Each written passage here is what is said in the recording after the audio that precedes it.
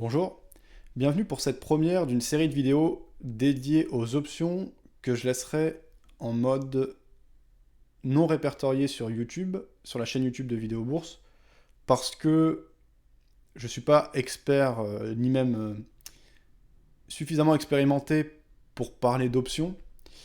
Par contre, j'ai eu une grande passion pour l'apprentissage des mécanismes et des stratégies qui entourent cette classe d'actifs au cours des derniers mois et j'aimerais vous en faire partager quelques idées et ouvrir quelques pistes de réflexion.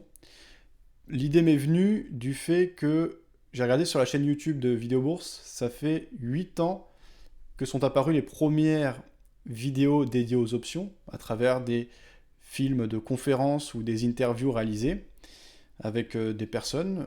Et depuis tout ce temps, je ne me suis mis concrètement aux options que depuis un an grand max et vraiment de manière concentrée depuis quelques mois, quoi. On va dire 6 mois par exemple. Euh, et c'est un peu dommage parce que c'est un super produit et je le savais que c'était un super produit dans le sens où les gens qui m'en parlaient étaient très professionnels, carrés et bons. C'était des professionnels ou des analystes ou des traders ou des formateurs que je jugeais vraiment compétent et bon, donc j'aurais dû m'y être plus tôt. Alors pendant longtemps, ce qui m'a retenu, ça a été deux choses. D'une part, le fait qu'il n'y a pas l'accès facile au compte démo, et ça en fait c'est quand même important. Alors c'est un peu une excuse, on va le voir, parce qu'il y a quand même des pistes qui permettent d'avoir des comptes démo sur les options. Dans un premier temps, peut-être pas sur les options listées, sauf si on veut payer un flux, ce qui n'est pas excessif, hein, ce qui est tout à fait possible. Mais si on va vers les options OTC, ce qui n'est pas la quintessence, donc on va pas rester a priori sans s'étendre sur les options OTC parce qu'elles sont bien moins intéressantes que les options listées, les spreads sont plus larges, donc c'est moins intéressant. Mais par contre, pour se faire la main, là il y a des accès faciles à des comptes démo qui comprennent déjà, qui permettent déjà de comprendre la logique de fond. Et moi, c'est ça qui a été décisif pour moi, donc je pense que ça peut être intéressant pour d'autres personnes. À l'écran, vous avez la plateforme ProRealTime, donc cette série de vidéos, je la ferai à partir de la plateforme ProRealTime, que vous connaissez sans doute très bien. Et moi, j'ai un compte ProRealTime Trading, donc derrière, c'est Interactive Broker qui assure l'exécution et qui propose sa gamme de produits qui est énorme. C'est le leader mondial au niveau des traders particuliers. Il y a beaucoup de hedge funds ou de professionnels qui sont chez Interactive Broker. Et pour les options, ça a été un des pionniers, peut-être le pionnier avec son fameux PDG Peter Fay. Voilà, il me semble, hein, qu'on a pu apercevoir par exemple dans un reportage Canal+. Enfin bref, tout ça pour dire que ce que j'ai à en dire, c'est pourquoi les options, parce que ça ouvre beaucoup de perspectives par rapport aux stratégies purement directionnelles. Euh, Ça permet de mettre la probabilité dans son sens de manière sans doute plus efficace ou plus précise que du directionnel pur et de jouer, je trouve en tout cas, les scénarios de manière plus aboutie. Voilà pourquoi. Euh, Plaisir à découvrir les options, si vous êtes depuis longtemps sur les marchés, je pense, ce qui a été vraiment mon cas en tout cas, que vous aurez un grand plaisir à comprendre et à assimiler tout ce qui a trait aux options. Et si vous avez une bonne expérience sur les marchés de manière générale, en fait, tout va venir assez vite.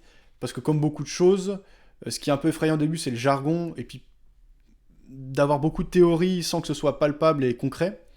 Mais vous allez vite comprendre les logiques, parce que les logiques de fond, elles sont pas si compliquées. En fait, ce qui est un peu plus compliqué, c'est de bien pricer et de bien sentir et mesurer, oui, plus mesurer que sentir, la valeur qu'a l'option à un moment donné, euh, que le fonctionnement, parce que le fonctionnement, en fait, c'est juste un engagement à une date future d'acheter ou de vendre, par exemple, le CAC 40. D'ailleurs, moi, actuellement, je fais que sur le CAC 40, bien que je sache par d'autres...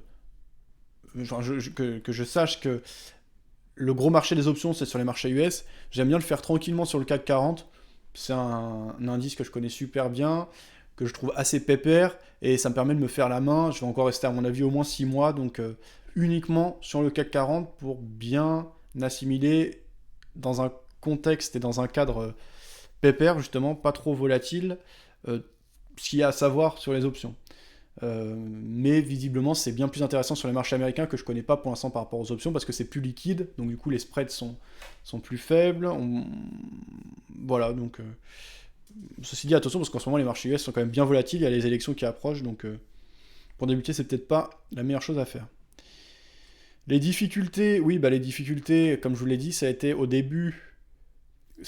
En fait, je faisais des interviews et j'écoutais des conférences dédiées aux options, par des professeurs dans des écoles, etc., que je trouvais intéressantes, mais ça me parlait pas, parce que c'était pas concret. Donc, je vous ai dit que on peut ouvrir des comptes facilement chez des brokers OTC.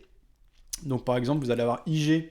D'ailleurs, ProRealTime propose aussi une offre de produits OTC avec IG via ProRealTime Trading. Vous pouvez choisir entre Interactive Broker, donc ça c'est pour des options listées et centralisées, et pour des produits de manière générale assez listés et centralisés, même s'ils ont une petite gamme de CFD, mais c'est pas du tout leur cœur de métier, c'est pas pour ça qu'ils sont connus. IG, donc plutôt pour les produits OTC, même si là aussi IG commence à faire du centralisé, notamment avec les Turbo 24. Et sinon, ils ont aussi une gamme action, donc avec Bink, et peut-être d'autres courtiers. Ils sont vraiment très... Ils ont un spectre très large. Et ProRealTime est accessible chez pas mal de bons courtiers.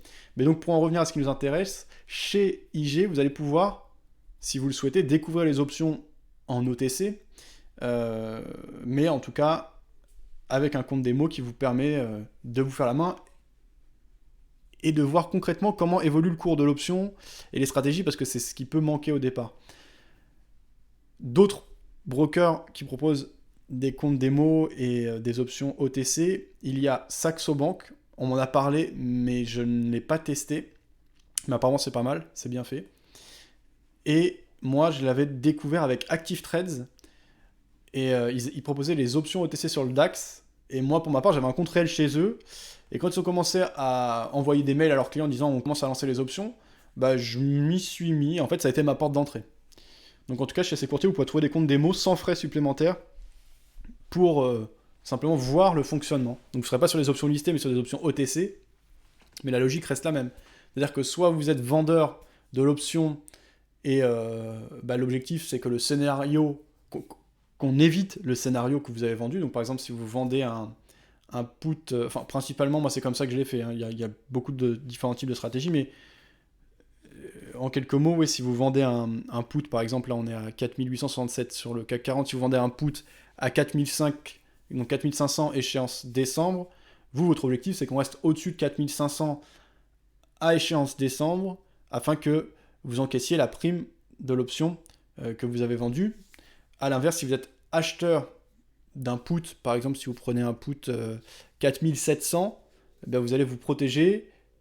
Et bon, en général, c'est des stratégies de couverture, mais si vous n'avez que cette position d'achat de put 4700, vous allez espérer que les cours baissent significativement pour qu'au moment de l'échéance, vous pouvez en sortir à tout moment, mais si vous attendez jusqu'à l'échéance, on soit bien en dessous de 4700 et que vous encaissiez la différence, puisque vous êtes garanti un prix de vente. C'est de la théorie, et pour voir concrètement tout ça, c'est bien, je trouve, d'avoir des comptes démo. Sinon, pour les options listées et centralisées, si vous êtes déjà client d'un courtier, par exemple, si vous avez un compte avec ProRealTime Trading et Interactive Broker, vous pouvez, peut-être que vous faites actuellement du futur ou des actions, vous pouvez demander un compte démo, et à ce moment-là, tester. Alors peut-être que vous allez devoir payer l'abonnement au flux, mais il n'est pas bien cher, hein. Quand je dis pas bien cher, ça va être moins de 10 € par mois, je veux pas dire de bêtises, mais en tout cas c'est tout à fait abordable. Du coup c'est un petit coût, mais au moins là vous allez être dans les mêmes conditions que le trading réel sur options listées. Que dire de plus ? Ouais, ça c'est vu. La théorie en fait, elle peut paraître compliquée, mais si vous êtes un peu passionné par les marchés, que vous êtes là depuis longtemps, ça rentre quand même assez vite, et je pense qu'il ne faut pas se laisser submerger. En fait, au début, il faut faire des trucs super simples. Enfin, moi, c'est comme ça que j'ai fait. C'est juste un engagement. Soit on joue le rôle de l'assureur, soit on joue le rôle de l'assuré. Mais ensuite, à terme, la curiosité va vous pousser à vous intéresser à des choses plus poussées, comme les différents grecs, qui permettent de savoir quelle critères impactent le cours de l'option et dans quelle mesure. C'est comme ça en tout cas que je comprends les Grecs. Finalement, ce qui a de la valeur, c'est simplement votre engagement d'acheter ou de vendre le sous-jacent à telle date. Mais pour estimer quel est le prix de ce contrat, il va falloir prendre beaucoup de choses en compte. Bien sûr, la différence entre le cours actuel et le strike à l'échéance, le cours cible à l'échéance, la volatilité, est-ce qu'on est plutôt dans une période et sur un marché très calme ou au contraire dans une période et sur un marché très agité. Donc ça viendra faire gonfler le prix de l'option parce qu'il y aura plus de risques, on aura plus de probabilité d'être loin du strike à la date d'échéance. Il va y avoir les taux d'intérêt, les dividendes, enfin tout ça, ça va prendre en compte, mais pour pas que ce soit au début trop en fait à apprendre, bah, je pense qu'il faut y aller petit à petit. C'est comme ça que j'ai fait. Et en fait, c'est intéressant et c'est compliqué, mais ça parle. En fait, si on est un peu passionné par les marchés, c'est super intéressant. Alors, au niveau de l'information, en anglais, il y a énormément de contenu, des contenus vraiment énormes. Il y a une chaîne qui s'appelle Project Option. Project Option. Je vais vous mettre le lien en description. Et je la trouve super parce qu'il montre des exemples concrets d'évolution selon les stratégies qu'on monte. Et il compare le comportement de la plus-value latente pour le trader s'il a pris une position purement directionnelle par rapport à une stratégie d'option X ou Y qu'il a montée et qui reprend une idée relativement similaire. Je veux dire par là que, par exemple, si vous êtes acheteur de CAC 40, il va vous montrer l'évolution de votre courbe de PNL et en face, il va vous montrer ce que ça aurait donné si vous avez, par exemple, je sais pas, vendu un put et acheté un autre put de strike plus bas mais à la même échéance, donc qui vous fait une stratégie directionnelle mais quand même couverte, et avec une marge d'erreur beaucoup plus importante, avec un gain qui serait sans doute moindre, surtout si le cours ne fait que de monter, mais avec plus de protection. Enfin voilà, en tout cas, ils rendent concret des idées de stratégie connues qu'on peut avoir.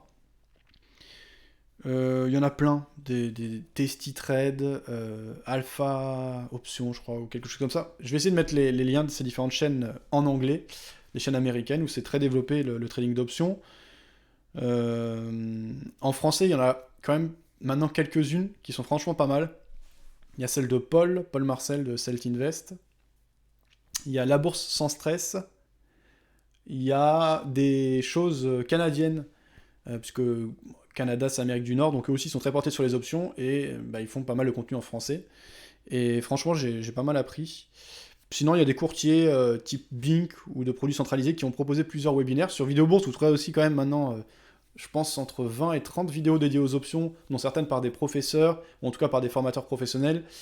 Jean-Louis Cussac parle souvent d'options, et au fil du temps, on a fait pas mal de choses avec Jean-Louis. Vous apprendrez beaucoup.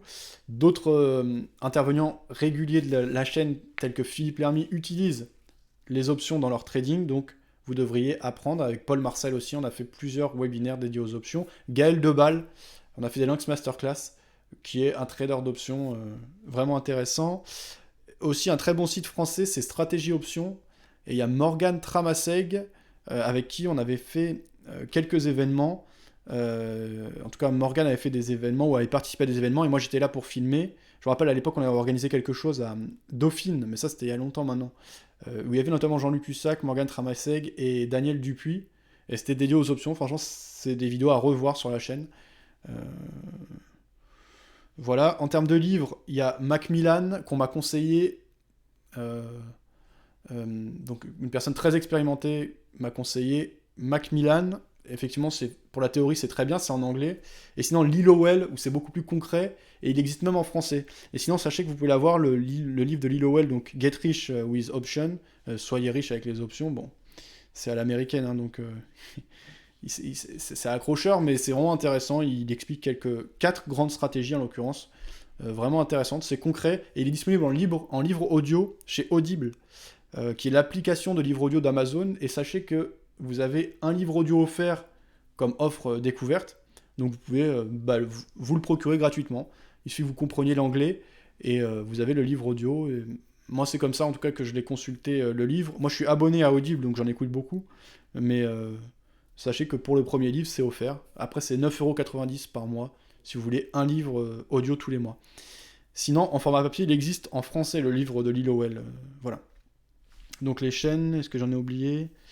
Oui, sinon sur le forum, et d'ailleurs c'est la base de cette idée de vidéo, cette série de vidéos, je l'appelle DSO, comme débuter sur option. C'est le nom de la file de discussion, débuter sur option sur Vidéo Bourse, qui commence à être assez importante, assez consultée, et l'idée maintenant en tout cas, c'est de répertorier un maximum de contenu dédié aux options pour se lancer, pour démarrer. Ça peut être des vidéos, il y en a beaucoup, ça peut être des articles, des sites, des forums, mais ça peut être aussi des astuces, des idées, comme cette idée de compte démo par exemple. Bah voilà, si on peut faire une liste petit à petit et dire, bah tiens, là, vous pouvez tester facilement les options, ça pourrait être intéressant. Voilà, bah, bien sûr, pas faire n'importe quoi avec les options. Euh, il faut toujours faire bien attention, notamment à la vente d'options, parce que sur options, si vous jouez le rôle de l'assureur et que vous vendez les options, vous pouvez choisir la facilité, entre guillemets, qui n'en est pas une en fait, qui est de vendre des options super loin du cours actuel, et donc vous allez très souvent gagner, mais petit. Mais malgré tout, ça peut être intéressant.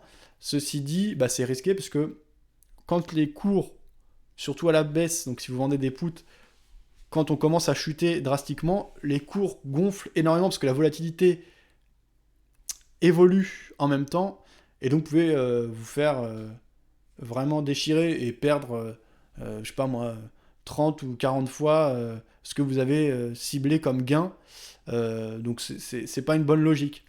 Il faut mieux toujours se couvrir, pas choisir la facilité, ou alors si vous ne vous couvrez pas, bah, ne pas être trop gourmand. Donc bah, ça c'est dans le livre de Lil Howell. Si vous vendez par exemple un put à une échéance à venir, si ça va être sur action, ça va porter sur 100 actions. Si ça va être sur un indice, par exemple sur le CAC 40, ça va porter sur un contrat futur, donc 10 € du point. Eh ben, soyez sûr que vous êtes bien prêt à acheter le CAC 40 au cours que vous indiquez. Euh, voilà, à partir de là, vous n'aurez pas de mauvaise surprise, parce que même si vous êtes assigné et que vous êtes perdant, vous serez rentré à un cours qui vous satisfait, ou si c'est des actions que vous vouliez vraiment acheter. Donc, si vous êtes préparé dans ce sens-là, pourquoi pas. Par contre, donc du coup, à ce moment-là, c'est pas plus risqué qu'un achat direct du sous-jacent. Par contre, si vous voulez juste faire de la spéculation, bah, essayez toujours d'avoir un achat d'option ou une couverture en face, un achat ou une vente du sous-jacent lui-même, ou voilà. En tout cas, à réfléchir à des stratégies couvertes. Il y a des choses super intéressantes à faire avec des stratégies couvertes, et au moins, il n'y aura pas de mauvaise surprise. Alors moi je dirais d'autant plus quand on va, mais même sur les indices, on a vu cette année une année super volatile, donc il faut toujours s'attendre à tout. D'ailleurs un bouquin, pas sur les options, mais qui est intéressant, c'est Le Signe Noir, ou alors Jouer sa peau, la Skin in the Game de Nassim Nicolas Taleb, qui montre que plus on est longtemps sur le marché, plus les événements jugés comme hautement improbables ont une forte probabilité d'arriver. Donc il faut toujours s'y préparer. Et sur une action simple, même en temps normal, on peut avoir des méga mauvaises surprises. Regardez l'exemple de Wirecard récemment. Sinon, je sais plus, par le passé, on a eu Volkswagen qui du jour au lendemain se fait épingler aux États-Unis et se prend une amende d'importance. Bon, on peut toujours avoir des mauvaises surprises sur une action.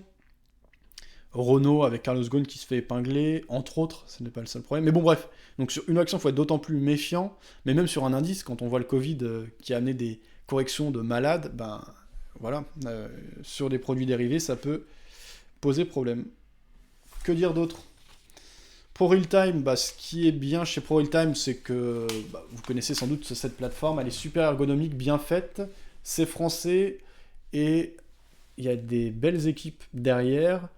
Donc, à titre personnel, ça me permet de trader chez Interactive Broker, qui est la référence mondiale, qui est un gros courtier américain coté à la bourse aux États-Unis, qui propose une très large gamme d'actifs. Moi, que je juge très fiable. J'ai déjà entendu des critiques, notamment récemment. Bon, tout est critiquable de toute façon, mais en tout cas, c'est une grosse entité tout à fait fiable. Et du coup, ProRealTime étant marque blanche, vous avez Contact et c'est avec eux que vous vous entretenez, donc avec les équipes qui sont compétentes, vous avez des réponses. Les équipes sont françaises et francophones, bien sûr. Et au-delà de ça, ProRealTime développe des outils intéressants. Alors, par rapport aux options, ils avaient pas mal investi il y a quelques années pour développer le module options. Donc là, si j'ouvre la chaîne d'options sur le CAC 40, voilà ce que ça donne. Et je sais qu'ils avaient pas mal investi, notamment pour développer le pricer d'options. Donc, je vais regarder les puts et je vais en afficher davantage. Je vais me mettre sur l'échéance de décembre. Donc, je sais pas moi, par exemple, si vous êtes intéressé par le put 4500, ou en tout cas pour monter une stratégie à base de celui-ci, que vous soyez acheteur ou vendeur selon vos anticipations. Je sais pas ce que vous anticipez, moi je serais plutôt à vendre du put, mais un peu plus éloigné à titre personnel. Hein. Je m'attends pas à un effondrement pour le marché, pour le CAC 40, pour les indices.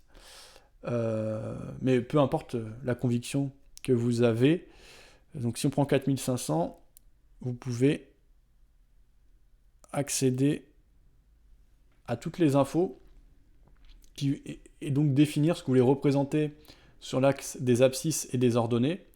Donc là, sur l'axe vertical, c'est le PNL qui est affiché, mais vous pouvez très bien remplacer par le prix de l'option, après par différents grecs, donc différents paramètres qui composent et qui, à eux, tous rassemblés, composent le prix actuel de l'option. Donc si on laisse sur PNL et que sur l'axe des ordonnées, on va mettre par exemple le prix du sous-jacent, vous pourrez vous représenter la possibilité d'évolution de votre trade, de votre option en fonction donc des deux paramètres que vous avez choisi de définir. Donc à droite, vous dites ce que vous voulez faire. Donc là, ce serait pour de l'achat. Donc si vous êtes acheteur du put 4500 de décembre, eh bien, plus on va baisser sur le CAC 40, donc par exemple si on est à 3500, vous voyez, plus votre profit sera élevé. Vu que vous êtes acheteur, vous voyez que la perte, elle est limitée, donc c'est pour ça que la courbe de PNL s'arrête, ce qui fait que à partir du moment où on termine en décembre au-dessus de 4500, vous avez perdu votre prime, mais vous n'avez pas de risque supplémentaire. Alors par contre, ça va être l'inverse si vous êtes vendeur de ce même put. Vous voyez, là, votre gain sera limité, vous encaisserez la prime, et si on clôture à plus de 4500, vous encaissez la prime donc de 1000 et quelques euros. Par contre, si on commence à clôturer par exemple à 4000, donc à 500 points plus bas, eh ben, vous êtes négatif de 4000 euros. Pourquoi? Parce que vous avez encaissé donc les 1000 euros de prime. En tant qu'assureur, vous avez touché une prime, mais vous avez dû assurer et répondre à votre obligation, et vous perdez la différence, donc 5000 moins 1000, qui font 4000. Bon bref, je ne vais pas vous faire un cours parce que je ne suis pas du tout compétent pour ça, mais voilà, la logique c'est ça. Et il y a un truc plus poussé mais que je n'utilise pas, c'est le graphique 3D, parce que vu que sur option, il y a plusieurs... il y a de nombreux paramètres qui impactent le prix de l'option, donc on a vu la volatilité, la différence, l'échéance, le temps qui reste, le taux d'intérêt, bon, ça, c'est plutôt quand on fait du long terme ou sur certains types d'actifs. Bon, honnêtement, moi je m'en sers pas, mais je sais que certains s'en servent et que c'est assez puissant parce que ça permet en un même graphique de se représenter de nombreuses choses. Vous voyez là, vous avez le θ, donc c'est ce qui est relatif au temps et à quel point en fait le temps joue pour vous ou contre vous selon que vous soyez acheteur ou vendeur d'options. Le temps avant expiration. Et j'ai du mal avec ce type de représentation. Peut-être me faudrait-il un cours, je ne sais pas. Mais je sais que ça s'utilise. Donc voilà des choses intéressantes qui sont développées par ProRealTime. Après, vous avez aussi l'habitude et le confort de trader via ProRealTime. Donc ici, c'est le CAC 40 que je regarde en 5 minutes. Et donc avec un simple clic, je passe sur la chaîne d'options. C'est quelque chose qui me parle et dans lequel je me retrouve bien. Sachez aussi que si vous êtes client chez ProRealTime Trading, vous avez accès à la plateforme Trader Workstation de ProRealTime, de Interactive Brokers, en tant que client Interactive Brokers. Certes, vous êtes client de ProRealTime Trading, mais vous avez quand même un compte chez Interactive Brokers, qui est la structure qui assure l'exécution derrière. Et bien vous avez accès à Trader Workstation. Et l'avantage de cette plateforme, qui est vraiment quand même bien tournée vers les options, elle est bien moins ergonomique et sans doute moins facile à prendre en main que ProRealTime, mais elle permet encore de faire certaines choses au niveau des options spécifiques et plus poussées. Alors peut-être que ça arrivera chez ProRealTime prochainement, sans doute, mais par exemple si vous voulez faire des stratégies à base de plusieurs prises de position simultanées, par exemple si vous voulez acheter et vendre un put à même échéance mais à 2 strikes différents, et voir des stratégies plus complexes avec 4 prises de position, un Iron Condor ou autre, eh bien vous pouvez le faire très facilement et en un clic ou en quelques clics sur Trader Workstation. Mais voilà, en tant que client Interactive Broker, vous y avez aussi accès. Peut-être au niveau des... Je lis ma feuille, je vois au niveau des idées de courtier sur lesquels on peut avoir des comptes démo sur options, mais je suis pas sûr que c'est toujours le cas, mais peut-être CMC Market, c'était le cas avant, mais je crois que dernièrement c'est réservé aux clients professionnels, vous savez, depuis l'ESMA, en tant que trader particulier, vous n'avez pas accès à tous les produits chez un courtier, et donc pour certains, bien sûr il y a l'effet de levier qui est limité, mais parfois même certains produits qui ne sont pas accessibles pour les particuliers. Donc voilà, à vérifier. Mais de toute façon, ça, vous pouvez aussi participer, parce que le but de cette série de vidéos, c'est aussi d'échanger et de rendre vivante la file de discussion dédiée aux options, donc débuter sur les options sur le forum de Vidéo Bourse. Donc n'hésitez pas vous aussi à mettre vos idées, vos réactions, peut-être à préciser ou à me reprendre si je dis des choses inexactes. Stratégie plus complexe, mais plus précise, plus sûre et moins risquée que le trading purement directionnel. Bon, ça, c'est ce que j'ai noté sur ma feuille au niveau des intérêts. Alors, attention, je terminerai là-dessus, mais ça fait déjà... J'étais parti sur un format de 10 minutes, et je vois que ça fait 27 minutes. C'est la vie. Attention au spread. Sur options, on a des spreads qui sont importants, et je dirais qu'il ne faut jamais rentrer au marché. Moi... Je suis plutôt quelqu'un qui aime rentrer au marché quand je trade en directionnel, notamment sur les indices ou les produits vraiment liquides.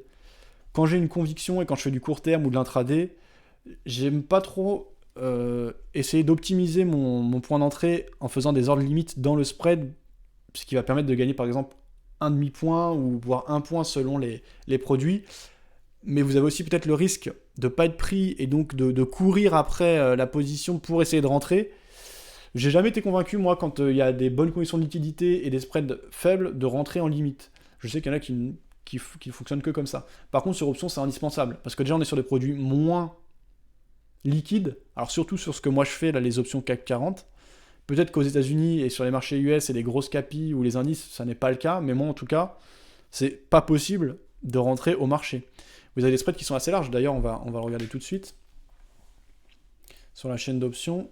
Donc là, vous voyez que par exemple, si on prend l'échéance du 16 octobre, donc qui approche, et qu'on va prendre par exemple le 4800, si vous voulez vendre le put, vous le vendez à 52,10, donc avec un multiplicateur de 10, ce qui veut dire que si vous le vendez, là, vous encaissez 520 €, mais vous devez assurer la vente de l'indice à ce cours à échéance. En revanche, si vous êtes acheteur, ça vous coûte 54,90, donc 549 €, 550 là, oui, ça varie tout le temps. Donc on a quand même des spreads qui sont assez larges, puisqu'entre 52,20 et 54,90, si on veut faire simple, entre 52 et 55, ça fait quand même un sacré écart, si on relativise et qu'on exprime ça en pourcentage. Du coup, vous pouvez rentrer à l'intérieur du spread en mettant des ordres limites. D'autant qu'en général, sur option, vous n'êtes quand même pas pressé, vous n'êtes pas en train, comme en scalping ou en intraday, de jouer une accélération ou un rebond. Vous êtes plus en train de jouer un scénario qui va se produire. Vous avez au moins quelques jours devant vous, voire des fois plusieurs mois. Ça dépend de combien de temps quel est votre horizon de temps. Mais je sais qu'il y en a qui font du scalping, ou en tout cas du très court terme sur option, notamment au moment des publications de résultats. Moi, c'est pas mon cas, donc je suis jamais pressé. Et vous voyez là, vous avez le mid-price, donc le prix moyen, ce qui vous donne déjà une idée, donc 53,10 là par rapport 4800 dont j'ai parlé tout à l'heure. Vous pouvez essayer de rentrer à ce prix moyen, voire même de vous rapprocher du bid ou du ask.